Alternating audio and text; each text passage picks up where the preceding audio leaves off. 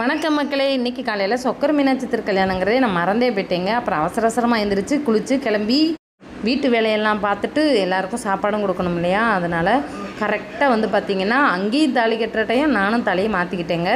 அப்படியே எங்கள் வீட்டுக்காரரு காலில் விழுந்து ஆசீர்வாதம்லாம் வாங்கிக்கிட்டேன். அதுக்கப்புறம் பார்த்திங்கன்னா சாப்பாடு முக்கியமில்லை, அப்பளம் அப்பளம் வறுத்ததுக்கப்புறமா மோர் மிளகாயும் வறுத்துட்டேன். என்ன காலையிலேயே இதெல்லாம்னு கேட்டிங்கன்னா பழைய சோறுக்கு தாங்க. பழைய சோறையை நல்லா மூக்கு பிடிக்க எல்லோரும் கஞ்சியை ஊற்றி குடிச்சுட்டு அப்புறம் அவசரமாக சுந்தருக்கு ஸ்கூலில் சேர்க்குறதுக்கு ஜாதி சான்றிதழ் அப்ளை பண்ணுறதுக்காக ப்ரௌசிங் சென்டர் போயிட்டோம். எங்கள் வீட்டுக்காருக்கு ஜாதி சான்றிதழ் இல்லாததுனால என்னுடையதை வச்சு அப்ளை பண்ணி விட்டுட்டோம். ஆர்டிக்கு தாங்க கேட்டோம். ஆர்டி 4.5 வயசு ஆனதால் கிடைக்கல சுந்தருக்கு. அதுதான் கொஞ்சம் வருத்தமாக போயிடுச்சு. அப்புறம் பரவாயில்ல, என்ன செய்கிறது. ஒரு வழியாக அப்ளை பண்ணி விட்டுட்டு அதுக்கப்புறம் பார்த்திங்கன்னா வீட்டுக்கு தண்ணி ஊற்ற போகணுங்க. நேற்று நில ஜனை எல்லாமே வச்சுருக்காங்க இல்லையா, அது செவுரு வீணாக போயிடும். நம்ம தண்ணி ஊற்றிக்கிட்டே இருக்கணும்ல.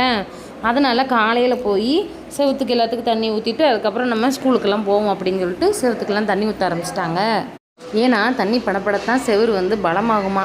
தண்ணி ஊற்றி முடிச்சதுக்கப்புறமா அப்புறம் என்ன, ஸ்கூலுக்கு தாங்க போனோம். ஒவ்வொரு ஸ்கூலாக போய் ஃபீஸ் எவ்வளோ கட்டணும், மாதம் ஆட்டோ வருமா வேணும் வருமா எல்லாம் விசாரிச்சுக்கிட்டு கடைசியாக ஒரு ஸ்கூலுக்கு போய் அதையும் விசாரிச்சுக்கிட்டு இன்னும் முடிவாகலைங்க. வீட்டில் யோசிச்சுக்கிட்டு இருக்கோம் எதில் சேர்க்கலாம் எப்படி சேர்க்கலாம் அப்படின்ட்டு. இந்த வீடியோ பிடிச்சிருந்தாலும் மறக்காமல் லைக் பண்ணுங்கள்.